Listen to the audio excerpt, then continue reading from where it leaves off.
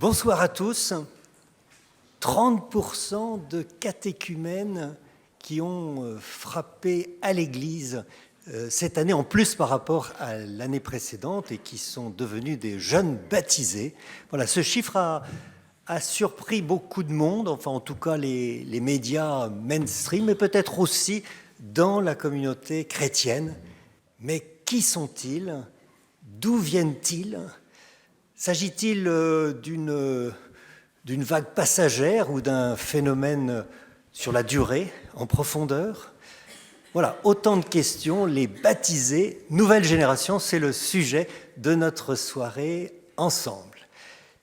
On va aussi oser, j'allais dire, regarder dans le rétroviseur, dans l'histoire, interroger les pratiques du baptême depuis le Moyen-Âge. Peut-être qu'il y a quelques leçons à en tirer. Et nous allons aussi oser se projeter, oser peut-être se faire bousculer pour renouveler notre regard sur ce sacrement d'entrer dans l'Église comme enfant de Dieu. Merci.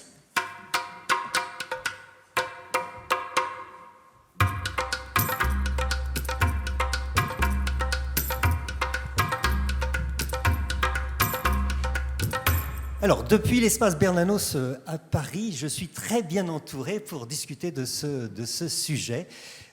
J'ai donc d'abord Monseigneur Laurent Ulrich, archevêque de Paris, en poste à ce lourd poste depuis 2022. Merci Monseigneur d'être avec nous. À ses côtés, à votre gauche, donc le jeune Matteo Gervois.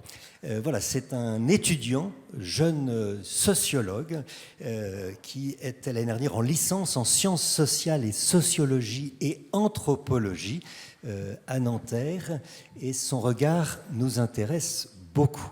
Et puis plus près de moi, l'historien Vincent Gourdon, voilà, qui est un directeur de recherche au CNRS, qui est un spécialiste de l'histoire de la famille, de l'époque moderne et contemporaine, qui a donc déjà écrit plusieurs livres. Je pense à l'histoire des grands-parents, je pense aussi au sacrement oublié, l'histoire de la confirmation. Donc il m'a été laissé quelques minutes pour présenter cet ouvrage.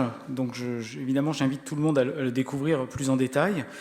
Alors, quel est le sens de cet ouvrage? Donc, c'est une histoire synthétique des pratiques du baptême en France de la fin du Moyen-Âge à nos jours, avec une question simple, en fait, qui est posée, c'est comment étaient baptisés les Français à travers les siècles?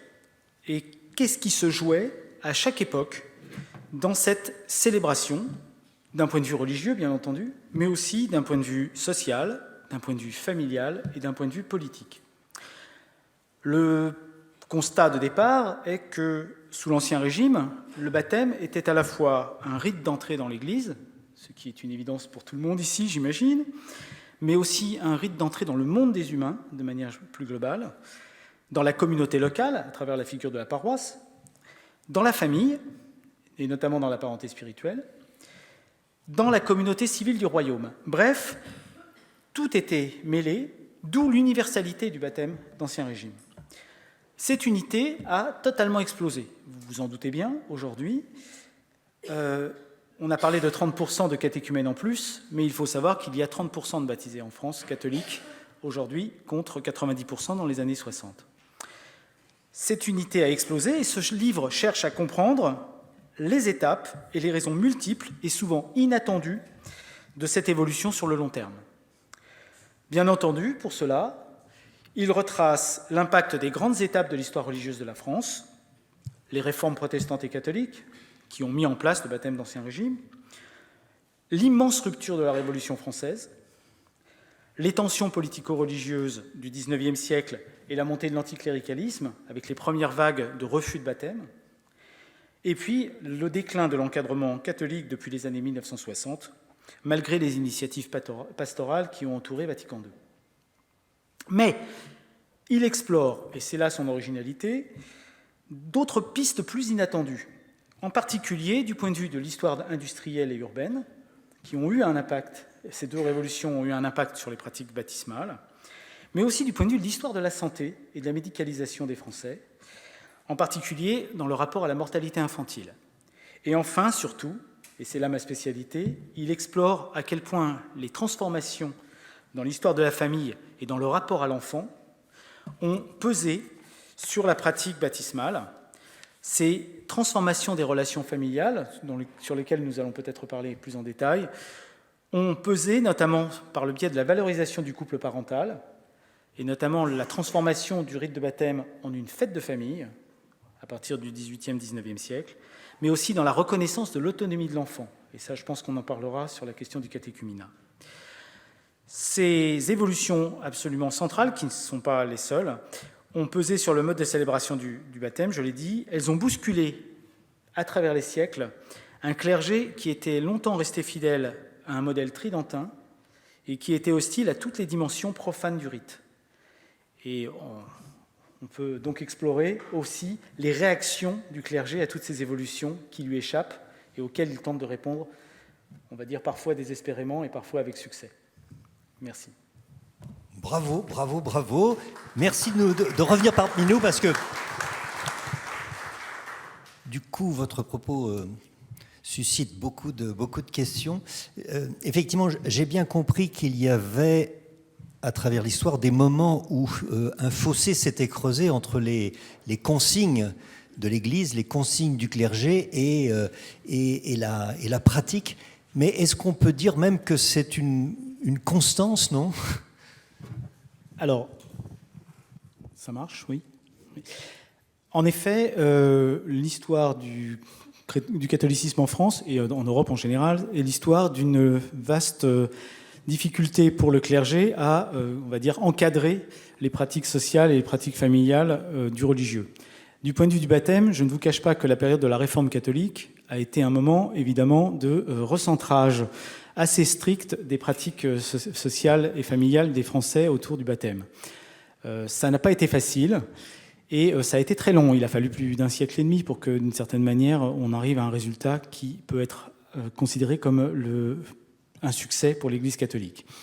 Mais par la suite, et notamment au XIXe siècle, de nouveau, on retrouve une séparation entre les pratiques sociales et familiales du baptême et ce que le clergé voudrait obtenir. Et pendant 2 siècles, en fait, on a des tentatives en permanence de remettre le sens religieux du baptême au cœur de la pratique de la célébration du baptême. Et évidemment, avec des écarts vis-à-vis de ce que les familles veulent, y compris des familles qui sont très croyantes. Ça, je crois que c'est un point très important. Ce n'est pas une opposition entre des familles croyantes et un clergé rigoureux, mais c'est une opposition entre des logiques familiales et des logiques religieuses qui sont au cœur du sacrement de baptême. Et donc, à travers les siècles, on retrouve régulièrement des discours de déploration de la part du clergé, expliquant que plus rien ne va, que les mœurs s'effondrent, que c'est vraiment quelque chose que l'on retrouve en permanence. Je cite dans mon livre un curé des années 1850 dans l'Orléanais qui explique que ces fidèles ne font le baptême que parce qu'ils veulent manger des dragées et négocier le futur mariage de leur enfant. Qui répond à une enquête de Monseigneur Dupanloup. Absolument. J'ai bien lu. Hein. Bravo. Voilà. Oui, alors ce ton déploratoire du clergé qu'on peut entendre encore aujourd'hui, finalement, rien de nouveau sous le soleil. Ah oui, je vous le confirme. Mais même si on se replace du point de vue des années 40, 1950, pour certains peut-être qui ont lu les livres des années 40 comme La France, pays de mission ou bien Paroisse missionnaire, on avait déjà ce discours sur le fait que le sens du baptême était en train d'échapper complètement à l'Église. Et on a eu des réactions assez fortes, notamment autour de la directive pastorale des sacrements de 1951, qui essayait de trouver une solution à cette situation en parlant de la mèche qui brûle encore et qu'il fallait exploiter pour redonner du sens chrétien à la cérémonie.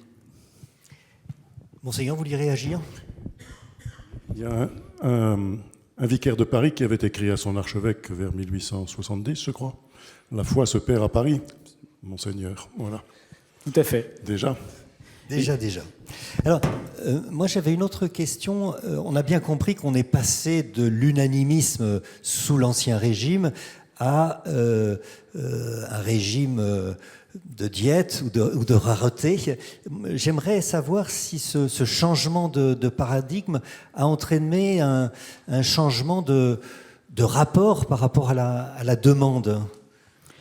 Alors, il faut bien comprendre que dans la tradition du clergé, jusqu'aux années 1960, en fait, fondamentalement, la logique unanimiste est première. Et sous l'Ancien Régime, c'est une évidence, on ne peut pas faire autrement qu'être baptisé. Ça n'est pas possible. Après la Révolution française, même si un certain nombre de gens ne sont pas baptisés, la logique du clergé est de retourner à cet unanimisme de l'Ancien Régime. Et jusqu'aux années 60, on va dire que globalement, c'est à peu près acquis. Dans les années 60, on est à peu près à 90% de baptisés catholiques. Si on ajoute les juifs, les protestants, etc., on n'est pas très loin de l'unanimisme. Du religieux, je veux dire. Mais dès la fin du XIXe siècle, on voit dans certaines régions, notamment à Paris, on vient de le citer, mais aussi en Limousin, c'est moins connu, des zones dans lesquelles cet unanimisme s'effondre. Et alors à ce moment-là, la question pour le clergé va être différente. Que doit-on faire ? Puisqu'on ne peut pas imposer l'unanimisme, puisqu'il n'y a plus la loi qui l'oblige comme sous l'Ancien Régime, est-ce que l'on doit être strict, sévère vis-à-vis des familles qui pourraient s'éloigner du religieux, ou au contraire être extrêmement souple pour garantir au contraire cet unanimisme? Et là, on a une ambiguïté qui va durer pendant un siècle, sachant que par ailleurs, le clergé catholique a très très peur que les familles qui seraient en butte à un curé un peu plus rigoureux que les autres se tournent vers le protestantisme. Et que donc, la concurrence l'emporte d'une certaine manière sur le catholicisme. À partir des années 60-70, on va dire que la question se pose un tout petit peu différemment. Après Vatican II, la logique est plutôt une logique d'abandon de l'unanimisme, et plutôt l'idée est plutôt d'approfondir, pour ceux qui font la demande, l'initiation chrétienne autour du baptême. Et on est dans une logique plus de perfectionnement, quitte à avoir des personnes qui seront extérieures à l'Église, mais qui pourront peut-être, et on reviendra sur ce point avec le catéchuménat, revenir vers l'Église dans un autre mouvement, un mouvement plus profond d'un point de vue personnel et plus individuel aussi. Moi, j'ai souvenir, lors de l'élection du pape François, tous les biographes nous parlaient de l'intervention du cardinal Bergoglio, qui avait ordonné en 2012, par lettre à l'ensemble de son clergé, de baptiser tous les enfants, c'est-à-dire même ceux issus des relations extra-conjugales ou élevés par une mère célibataire, ce qui était loin d'être l'évidence à Buenos Aires à l'époque. Le pape de nous dire, ce sont les hypocrites d'aujourd'hui, ceux qui éloignent le peuple du salut. Monseigneur, quelle est la position aujourd'hui de l'Église de France ? On baptise tout le monde ? On baptise ceux qui se présentent. Voilà. C'est-à-dire qu'un certain nombre de familles demandent le baptême pour leurs enfants.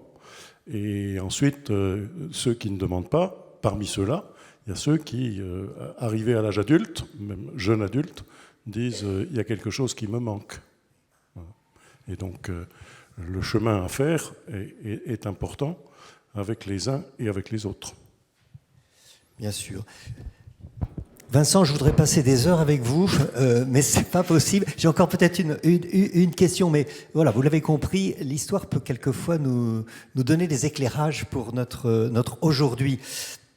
On a bien compris on devine que les conversions d'adultes, parce qu'on veut parler un peu des catéchumènes, des adultes qui demandent le baptême, étaient rarissimes ou inexistants sous l'Ancien Régime. Mais il y en avait quand même quelques-uns, donc c'est intéressant de savoir qui étaient-ils avant la Révolution, ces catéchumènes. Alors, si on parle au niveau français et pas en Amérique latine, pour que les choses soient claires, en France, les seuls baptêmes catholiques possibles, par le biais de conversion, étaient les juifs.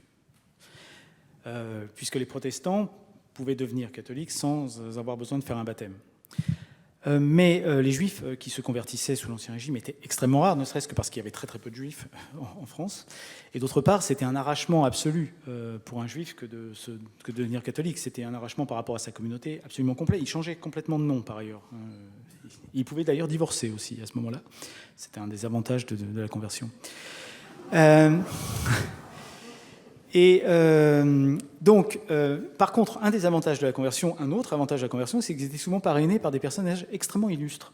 Donc, par exemple, des grands de la cour, le roi, la reine, alors à Rome, le pape, enfin, etc., etc. Ils avaient des parrainages parce que c'était un moment de victoire de l'Église sur le judaïsme. Et il fallait le mettre en scène. Et donc, ces cérémonies de conversion, qui étaient très rares, étaient extrêmement spectaculaires. Encore au début du XIXe siècle, quand il y a une conversion de juifs à Paris, on fait une cérémonie de baptême à Notre-Dame, en grande pompe, avec un discours apologétique absolument gigantesque, qui est publié en livre à chaque fois qu'il y a un juif qui est converti. C'est pour vous dire le caractère spectaculaire de la chose. Mais c'était très très rare, je vous le confirme. Bon, donc je vous invite à lire ce livre, c'est passionnant.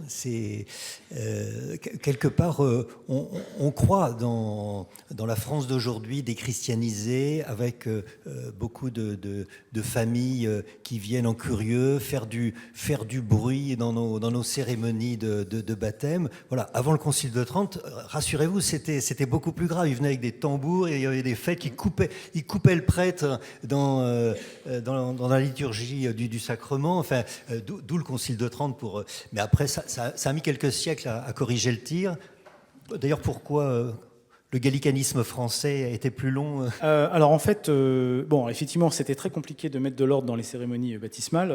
Bon, il y avait plein d'enjeux. Par exemple, vous avez parlé du bruit, mais il faut savoir que les sonneurs des cloches étaient payés par les parrains et marraines, et donc tout le monde se précipitait sur la cloche pour être celui qui tirait les cordons de la cloche et être payé par les parrains et marraines. Donc vous imaginez, et donc il a fallu que l'Église intervienne pour interdire de sonner les cloches pendant les baptêmes. Enfin, vous voyez, des choses comme ça étaient absolument. On tirait des coups de fusil, on venait en armes, on parlait tout le temps. Les prêtres se plaignaient qu'il y avait du bruit en permanence, que personne n'écoutait ce qui se passait. Enfin bon, c'était une catastrophe, et qu'on dansait à la sortie de l'Église. Enfin bon, bref, tout ça était absolument scandaleux. Et donc pourquoi ? Parce que en fait, l'Église tridentine est obsédée par l'idée de la pureté religieuse. Donc le rapport sacré-profane doit être absolument respecté. Donc ce qui est sacré doit être absolument mis en valeur, et ce qui est profane doit être éliminé. Parce qu'on est dans une logique très dualiste. Le profane étant du côté du péché, en fait, tout simplement. Voilà.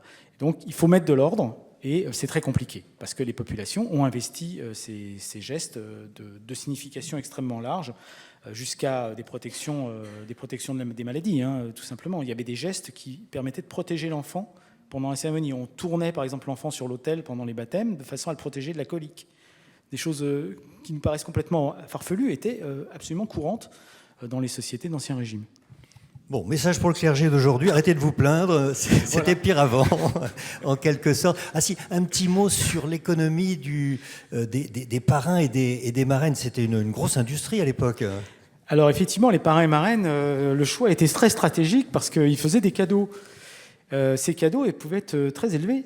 Si vous étiez par exemple parrainé par le roi, votre fortune était faite. Vous receviez par exemple un bijou en diamant, et donc c'était bon. Et plus une pension à vie pour votre enfant, etc. Donc c'était très prisé d'être parrainé par le roi ou la reine. Non, plus sérieusement, c'était vraiment des choses qui avaient un enjeu financier assez important, ce qui fait qu'il était assez courant avant le Concile de Trente de demander plusieurs parrains, d'avoir plusieurs parrains. Il y a même en Italie des cas d'enfants qui ont été parrainés par 30, 40 personnes, qui donc avaient 30, 40 cadeaux. Donc c'est une anecdote qui n'est pas dans le livre, mais qui est très significative. J'ai discuté une fois avec un missionnaire qui était au Pérou et qui avait interdit le parrainage dans sa paroisse parce qu'en fait, ça ruinait les familles. Les dons attendus des parrains et marraines ruinaient les familles qui avaient été choisies. Et donc, pour éviter ça, il avait interdit le parrainage, ce qui est quand même assez fascinant. Et du coup, la limitation à un parrain et une marraine date de quelle époque ? Alors, la limitation en fait, il y a toujours eu une volonté de l'Église de limiter le nombre de parrains et marraines, mais qui n'était pas appliquée. Et au moment du Concile de Trente, en 1563, il est affirmé qu'il faut un parrain ou une marraine, à la rigueur un parrain et une marraine. D'accord ? Alors, dans le protestantisme, non. Ils ont pu avoir 7, 8, 9 parrains, etc. Ça, c'est pas un problème. Mais dans le catholicisme, ils ont maintenu le 1 ou 2. Voilà. Et c'est donc 1563. Bon, c'est pour ma culture. Mais sinon, la moitié du livre est sur l'époque contemporaine, post-dernière guerre. On apprend 1000 choses. Merci Vincent. Je voudrais qu'on s'intéresse donc maintenant, après cette histoire du baptême, au baptême lui-même vécu cette année, j'allais dire. Et donc, je vous propose maintenant d'écouter de tout jeunes baptisés, donc des néophytes, et qui ont été baptisés pour certains à Pâques dernier, qui vont nous rejoindre. Dans l'ordre, est-ce que Clara est parmi nous et veut bien se joindre au pupitre? Merci Clara, qui est à moitié ardéchoise et à moitié corse. Je ne sais pas si ça fait un mélange détonnant. Vous êtes clerc de commissaire de justice et on aimerait entendre votre témoignage. Qui était Clara avant son baptême? Alors voilà, comme dit, moi j'ai été baptisée cette année à la Vigile Pascale et j'appartiens donc à la paroisse Saint-Honoré-des-Laux, donc en Paris 16e. Alors moi, ma démarche d'entrée en catéchuménat, elle date de l'adolescence, mais dans le diocèse dans lequel j'appartenais, donc celui d'Ajaccio, c'est vrai qu'il était difficile pour une adolescente de pouvoir entamer ce style de démarche à cet âge-là. Donc du coup, j'ai toujours eu cette idée en tête et j'ai pu la mettre en œuvre une fois que j'ai été stabilisée professionnellement. Et grâce à la paroisse Saint-Honoré-des-Laux qui m'a accueillie chaleureusement et qui se trouve être en face de chez moi. Donc c'est vrai que ça m'a facilité aussi ce parcours pendant ces 18 mois. Et pour moi, c'était important d'arriver maintenant que je commençais à travailler, de pouvoir enfin donner mon temps pour ça. Et je voulais également que ma grand-mère puisse suivre mon parcours tout au long jusqu'à mon baptême, puisque c'est grâce à elle, vu que ma famille paternelle est catholique, à l'inverse de ma famille maternelle qui est athée. Et donc c'était, vu qu'elle m'a fait découvrir l'Église et ses usages, pour moi c'était important qu'elle soit toujours là dans le cadre de mon parcours également. Sachant que le fait d'avoir grandi en Corse, qui est une région plutôt catholique pratiquante, les usages de l'Église, ils ont une influence même chez les athées, parce que les grandes fêtes, tout le monde y participe. Et c'est vrai qu'on grandit quand même avec ces fêtes religieuses comme tout à chacun, et on les partage malgré le fait qu'on soit ou non baptisé. Et moi, ce que j'ai pu tirer donc, de ce catéchuménat, c'est aussi l'intégration au sein de la paroisse, parce que c'est une paroisse qui est riche avec de nombreuses activités paroissiales, et dans laquelle on peut être accompagné pour ces différentes activités, que ce soit dans le cadre de notre accompagnateur de baptême ou d'autres paroissiens bénévoles, notamment pour les soirées de louanges, d'adoration, l'association Hiver Solidaire, les processions qu'on peut faire ou des journées de pèlerinage, et ça permet de rencontrer du monde et de s'intégrer justement aux différentes activités que l'on a. C'est vrai qu'on a la chance d'avoir une paroisse assez riche en activités par rapport à ça. Voilà. Merci Clara de ce témoignage. On comprend que votre enfance a été bercée aussi par ces fêtes religieuses, ces fêtes populaires, et mine de rien, ça a de l'importance. Voilà, on va continuer avec Sarah. Merci Sarah de nous rejoindre au pupitre. Donc Sarah est de famille multiculturelle. Elle aussi, sa maman était musulmane. Ce que je comprends dans l'histoire de Sarah, c'est que c'est un long mûrissement, un long parcours avant d'entrer en catéchuménat. Racontez-nous cette histoire, Farah. Merci. Bonsoir, je m'appelle Bibi et mon nom de baptême, c'est Sarah. Et je suis d'origine de l'île Maurice. Ma maman était musulmane, mais non pratiquante. Et mon père, qui allait à l'église, on allait pendant les fêtes de Noël, Pâques. Et comme on vient dans une famille monothéiste, et il y a plusieurs religions, des musulmans, des hindous, des chrétiens. Et comme à l'île Maurice, on est tous ensemble. Quand il y a la fête, on va chez les chrétiens, on va chez les hindous, chez les musulmans. Et à l'âge de 15 ans, j'ai commencé à sortir avec mes copines. Et là, j'ai commencé à aller à l'église. Et là, j'ai découvert Jésus, Marie, enfin, toutes les statuettes qu'il y a dans l'église. Et puis, je suis venue en France à l'âge de 18 ans. Et là, j'ai commencé à aller à l'église toute seule. Je continuais à aller à l'église, à la messe. J'allais beaucoup dans les, dans les messes des malades, à Notre-Dame-de-Victoire, Saint-Nicolas-des-Champs. On allait dans l'adoration et tout. Et après, j'ai eu mes 2 enfants. Les pères étaient non pratiquants aussi. Et là, mes enfants ont grandi, et on a commencé à prier, à lire l'Évangile, et aller à la messe tous les dimanches. On faisait les chapelets tous les soirs avec NDLM. Et puis, j'avais ma marraine qui était ma marraine. On allait beaucoup à l'église. Et j'avais des amis, pendant que j'ai travaillé, j'avais des amis, des collègues et tout qui étaient croyantes. Et après, ça fait 10 ans, je voulais baptiser et tout, mais comme les enfants, je voulais pas la forcer. J'ai attendu, j'ai dit aux enfants, moi je suis prête pour les baptêmes, mais je ne sais pas vous, qu'est-ce que vous pensez? Et les enfants, comme ils étaient avec moi, on allait tout le temps à la messe, on regardait beaucoup des films chrétiens et tout, on a vu la Passion du Christ, enfin plein de films. Et on a été à Lourdes, on a été à Ligier, Sainte-Thérèse. Et puis un jour, un samedi, les enfants m'ont dit, voilà, on est décidé pour vous baptiser. Et là, j'avais une joie. Et je suis partie à l'église, ça s'appelle Notre-Dame de Cliancourt. Et c'est là que j'ai demandé mon baptême et je suis baptisée l'année dernière. Et j'ai fait partie d'une association des Hivers solidaires là-bas. Et on fait des dons, des donations avec des amis. On récolte des vêtements, des chaussures pour les pauvres. Voilà. Et on fait des tâches, on nettoie l'église. Je piche à l'église Saint-Geneviève où j'habite. Et Notre-Dame des Cliancourt. Voilà. Aujourd'hui, je suis heureuse. Je suis un enfant de Dieu. Ouais. Mille merci, Sarah, la joie de Sarah.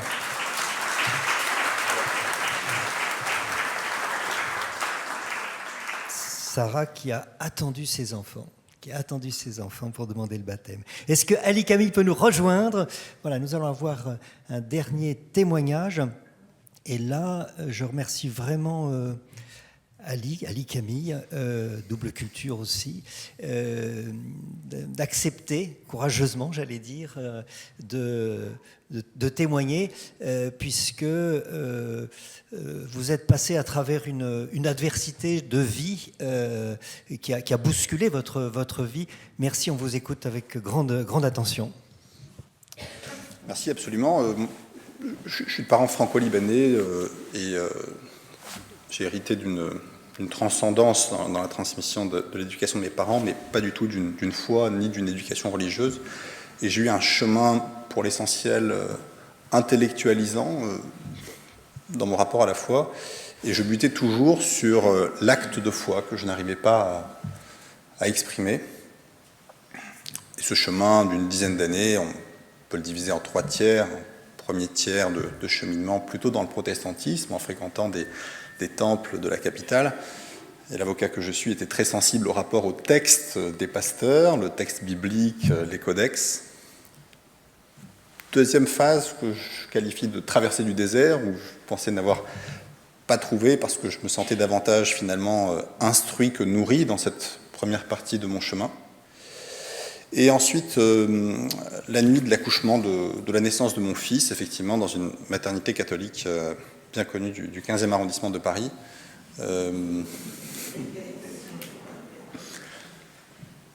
1h30 d'échec de péridurale et bradycardie, césarienne d'urgence, séparation physique des parents. Ni sa mère, qui était intubée sous anesthésie générale, n'a pu vivre consciemment la naissance, ni moi, j'étais tenu à l'écart. Et ce que j'ai vécu cette nuit-là relevait de l'Apocalypse au sens grec du terme, c'est-à-dire vraiment d'une révélation pour moi. Très vite, l'enfant est arrivé en très bonne santé dans mes bras, la mère était tenue à l'écart, des informations me parvenaient au compte-gouttes, et donc c'était un moment de très grande détresse, mais je me sentais porté par la prière d'une sœur qui nous avait rejoints, qui était la seule que je connaissais pendant le cheminement avec cette maternité, mais aussi par une force invisible. C'est de cette manière que je l'ai vécu, et qui a trouvé une expression à 4h38, très exactement, lorsque Anne, la mère de mon fils, était transportée sur la table du SAMU pour être inconsciente, encore une fois, déplacée dans un service de réanimation d'un hôpital parisien. Une sage-femme qui a porté mon fils avec une sœur à ses côtés et qui avait ce geste physique d'apporter mon fils auprès de sa mère, et un mouvement infime de la tête de sa mère vers son fils alors qu'elle était inconsciente, intubée, dans un état très particulier. Et j'ai mis du temps à discerner, à comprendre que ce que j'ai vécu à ce moment-là relevait de l'appel, qui a trouvé une traduction par la décision de faire baptiser mon fils, mais de comprendre qu'au fond, cette main tendue, c'était un appel à consentir à un amour infini, et que pour exercer ce consentement, il fallait faire ce que je n'avais pas réussi à faire moi pendant 10 ans, c'est-à-dire cet acte de foi. Et j'ai longtemps buté sur cette parole du Christ, si vous aimez votre fils ou votre fille plus que vous ne m'aimez moi, vous n'êtes pas digne de moi.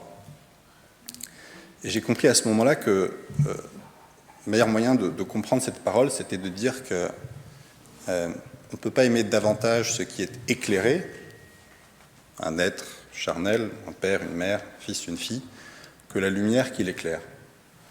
Et c'est ce qui m'a permis de vivre le point de départ de ma transformation intérieure, et ensuite l'entrée en catéchuménat à Saint-Germain-des-Prés, où j'ai reçu les sacrements à Pâques, et depuis la conviction que ce consentement est une flamme qui peut s'éteindre à tout moment et qui nous appartient de maintenir incandescente. Mille merci, mille merci.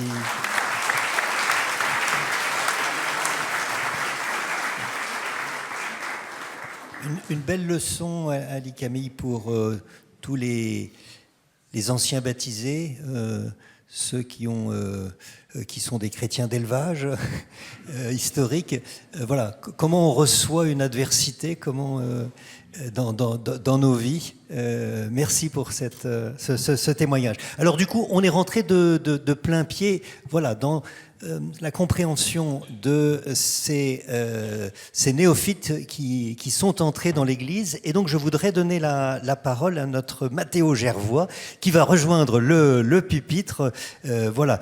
Pourquoi cet étudiant est là parmi nous? Eh bien parce que Mathéo a réalisé l'année précédente une enquête de sociologie pour le diocèse de Paris. Donc il a interviewé un certain nombre de catéchumènes. Donc c'est intéressant de l'entendre avec son regard professionnel d'enquêteur sociologue. Merci Mathéo. Eh bien bonsoir à tous, je suis ravi d'être avec vous ce soir. Donc, je m'appelle Mathéo Gervois, j'ai 22 ans et je suis actuellement en master de sociologie politique, mais j'ai été diplômé d'une licence de sciences sociales où j'ai fait principalement de la sociologie et notamment de la sociologie des religions. Je trouvais ça important, avant de commencer à vous parler de mon enquête, de revenir sur quelques données de cadrage. Tout d'abord, je trouvais ça intéressant de regarder de 2008 à 2020, on a constaté en France une baisse des demandes du baptême.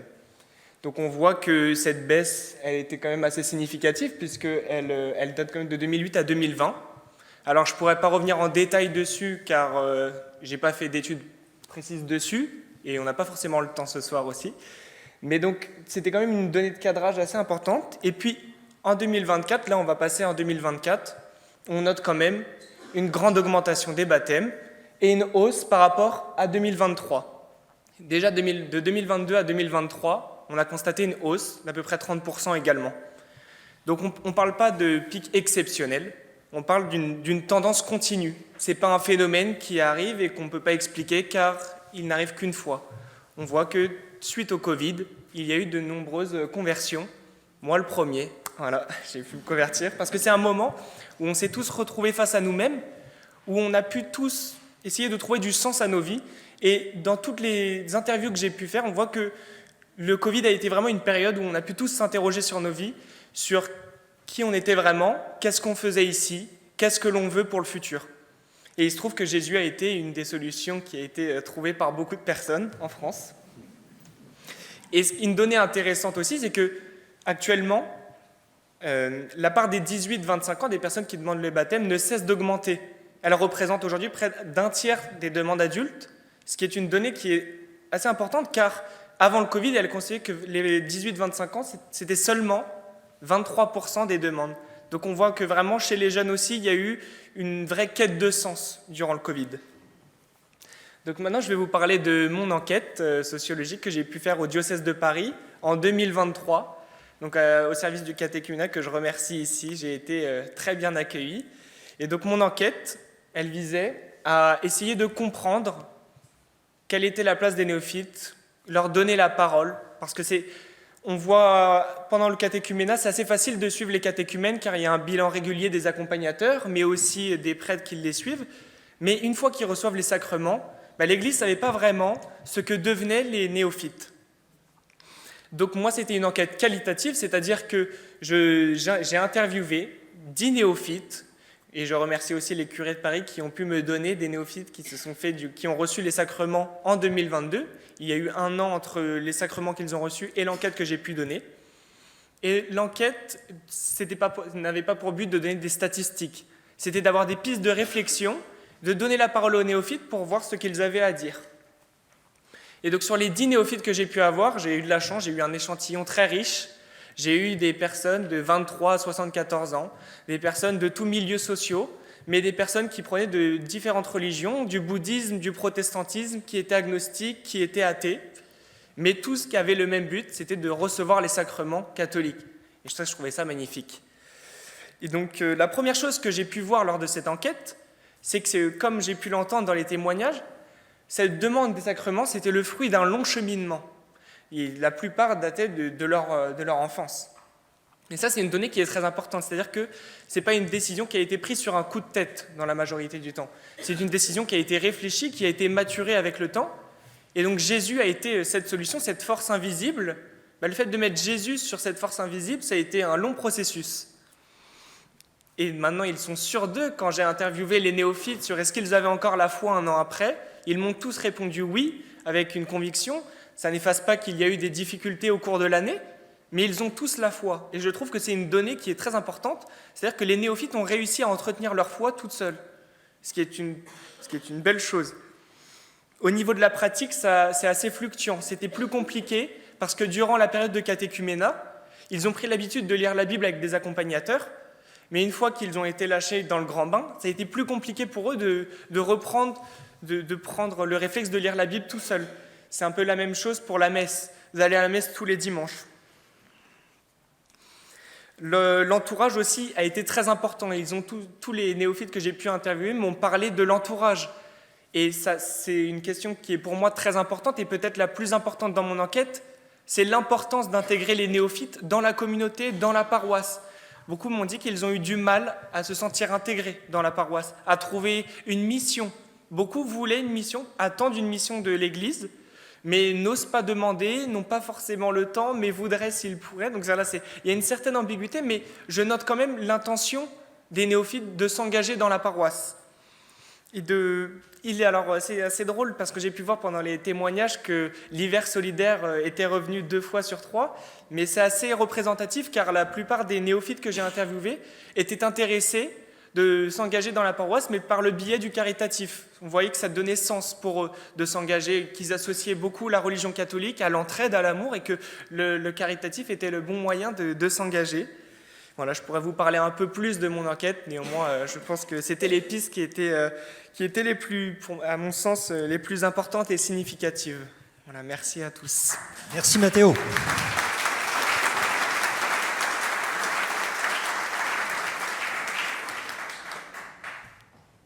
Non, je vous tournez vers Monseigneur si vous vouliez réagir ou poser une question à Mathéo. Moi j'en ai une là quand même sur les 18-25 ans.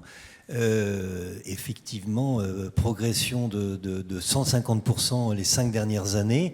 Pourquoi cette tranche d'âge-là? Est-ce qu'on a une explication? Oui, alors déjà, ce que je note aussi, c'est que pendant la période 2008 à 2020, c'était plus compliqué pour un jeune d'affirmer qu'il était catholique. C'était même un phénomène qu'on a observé avec la sécularisation avant le Covid. C'était plus compliqué, même tout court, d'affirmer qu'on était catholique. Après le Covid, on a vraiment noté un changement, donc voilà, qui peut être expliqué par plusieurs choses. Et moi, en tant que sociologue, c'est un peu dur de me restreindre à de simples explications comme ça, mais vraiment, je dirais qu'il y a une période de maturation et une certaine tendance. Il suffisait qu'un jeune, moi, je sais que j'ai eu beaucoup d'amis jeunes qui ont suivi le baptême en étant intéressés, en voyant que je me suis baptisé. Et ben, il y a un certain phénomène de mimétisme social où on essaye aussi de s'intéresser plus à ce que l'on fait. Et puis quand on voit qu'il y a une demande, ça ne cesse d'augmenter, car on est tous intéressés par ce que fait notre ami, etc.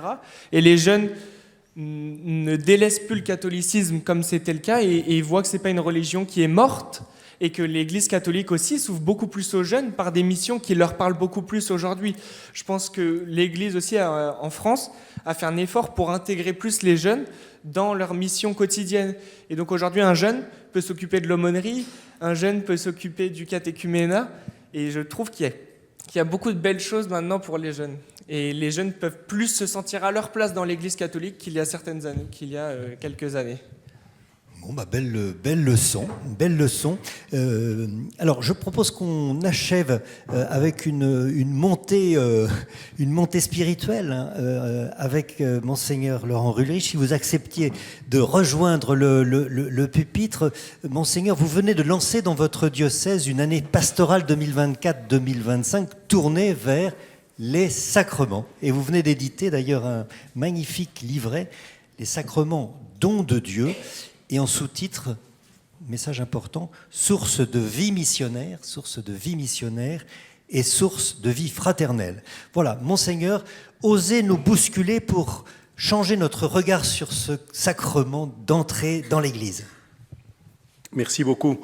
Quand vous m'avez demandé de participer à cette soirée, évidemment, je l'ai mise en relation immédiatement avec ce projet diocésain que j'ai proposé déjà depuis un moment, dont j'avais parlé dès la première messe chrismale et que j'ai renouvelé cette année.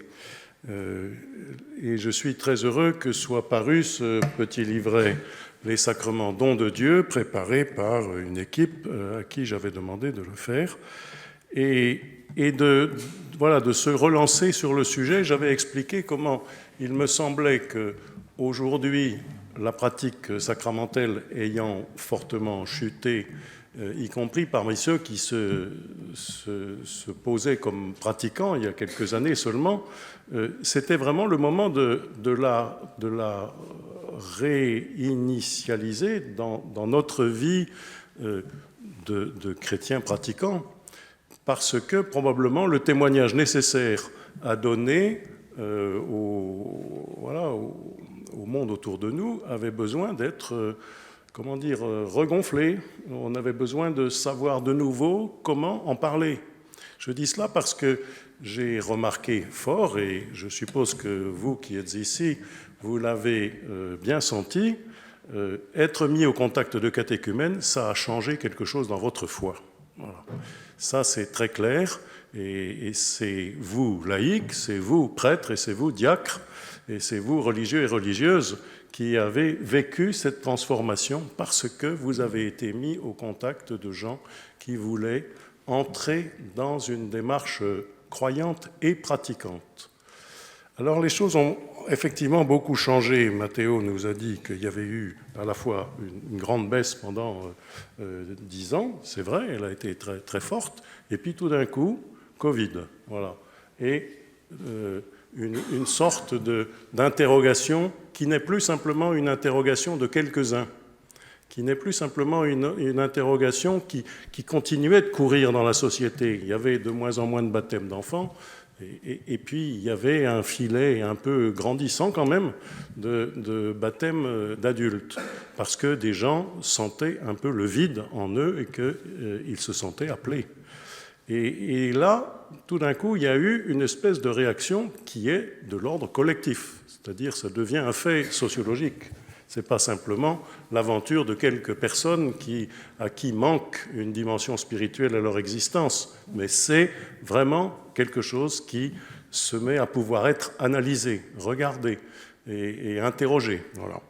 Et dans les témoignages, alors je passe à un deuxième point, dans les témoignages que nous avons entendus, j'avais préparé et ressorti quelques citations des lettres que j'ai pu lire cette année, mais finalement, j'en ai pas besoin. Vous avez donné les éléments importants dans vos cheminements, vous trois qui nous avez témoigné de votre désir réalisé d'être baptisé et d'entrer dans une vie pratiquante. La première chose qui m'est apparue en vous écoutant, c'est en effet, comme Matteo, 2 fois cité hiver solidaire. Qu'est-ce que je tire de cela ? Eh bien, tout à l'heure, vous m'avez interrogé, vous m'avez dit quel commentaire, qu'est-ce que fait l'Église aujourd'hui ? Et je vous ai dit, elle reçoit ceux qui se présentent. Mais ça aurait pu donner le sentiment que c'était simplement de la part des pasteurs, de la part de l'Église, une espèce d'attentisme. Voilà. Mais ce n'est pas un attentisme, parce que, en réalité, c'est à travers ce que vit l'Église que le témoignage est porté et peut interroger des personnes ou peut être cette petite lumière qui les met sur la route. C'est la proposition de Hiver solidaire, c'est la proposition d'autres activités qui sont proposées dans l'Église, qui mettent en route et qui, tout d'un coup, je peux citer là une phrase quand même que j'avais renotée. J'ai vu ma femme, comment elle prenait appui sur ses solides ressources, textes et rites, que son éducation lui fournissait pour guider ses choix humains, sans souvenir dans les épreuves, mais aussi rayonner de joie et de force dans notre vie de famille. C'est-à-dire que le témoignage de quelqu'un, le témoignage de la vie, tout simplement, est celui qui suscite l'interrogation ou qui retient l'attention dans la démarche qui est faite. Et ça, c'est extrêmement important et extrêmement beau. Il n'est pas nécessaire que nous ayons de multiples activités, j'allais dire, comme des commerçants le feraient, c'est-à-dire on met en exergue des produits pour qu'ils soient achetés, mais la vie spirituelle, la vie avec le Christ, c'est pas comme ça que ça fonctionne. Nous vivons, nous, chrétiens, ce que nous avons à vivre, et cela est posé sur le chemin des autres comme un témoignage qui peut accrocher le regard, qui peut apporter non pas forcément quelques réponses, mais quelques lumières qui permettent d'aller un peu plus loin et tout d'un coup de se dire « ce serait vraiment bien que j'aille demander le baptême ». C'est la caractéristique suivante que j'ai repérée beaucoup cette année, c'est que les personnes qui ont demandé le baptême et pour lesquelles nous avons célébré le baptême cette année, pour la plupart, étaient, à la différence de ce que j'ai vu, ça fait 24 ans que je suis avec et que je lis des lettres de demande. Il y a 24 ans, je lisais des lettres de demande de gens qui voulaient devenir chrétiens parce que voilà, c'était une démarche très personnelle. Mais c'était une démarche qui parfois s'étiolait juste après le baptême. On n'avait plus de nouvelles d'eux. Aujourd'hui, ce n'est pas pareil. On a des gens qui sont demandeurs de baptême parce que, et vous en avez été les signes tout à l'heure, parce qu'ils ont déjà cheminé de longs mois, parfois de longues années, dans l'Église. Les uns, parce qu'ils ont eu des amis ou un témoignage, comme ce monsieur qui a eu le témoignage de sa femme. Les autres, parce qu'ils ont été dans une activité de l'Église qui les a accrochés, qui les a fait vivre avec un groupe chrétien, qui les a fait grandir. Monseigneur, je vais vous demander de conclure et de nous envoyer en mission maintenant, en 2 minutes chrono, voilà. Envoyez-nous en mission. Et bien voilà, c'est ce que je suis en train de faire. Vivez votre vie chrétienne de telle sorte que s'accroche aux différents groupes, aux différentes expériences chrétiennes. Vivez cela parce que c'est là que des personnes vont sentir que la lumière se trouve. Et ça n'est pas en mettant des pancartes, mais c'est en vivant des choses qui nourrissent. La rencontre des catéchumènes nourrit, la rencontre des gens de la rue nourrit, la rencontre des gens qui témoignent de leur foi nourrit, la rencontre de gens qui prient. De plus en plus, parmi ceux que j'ai entendus et lus cette année, c'est le fait qu'un ami, un voisin, une fiancée, une grand-mère aille à la messe et dit « Tiens, tu pourrais venir avec moi » ou « J'ai envie d'aller avec toi ». Et puis, ça accroche, ça fait vivre. Et on y revient le dimanche d'après, puis le dimanche d'après. Et 3 ans après, peut-être, on va demander le baptême. Pourquoi ? Parce qu'on a vraiment vécu une expérience. On a vraiment été touché par la parole du Christ, vécu en Église. Une personne par laquelle je vais terminer a écrit dans la lettre que j'ai lue « J'aurais pu rester comme ça toute la vie, aller à la messe sans communier ». Donc ça veut dire qu'elle a été à la messe pendant un certain nombre de mois et d'années, lire la Bible, essayer d'approfondir ma foi, mais j'ai réalisé que quand je serai plus vieille, au moment de regarder en arrière dans ma vie, je regretterai infiniment d'être resté sur le bord du chemin. Je pense que c'est un signe magnifique qui peut nous entraîner, et je suis heureux que beaucoup de gens dans le diocèse puissent profiter de cette année, et peut-être encore de l'année prochaine, autour des sacrements, dons de Dieu. Belle conclusion, merci Monseigneur, merci.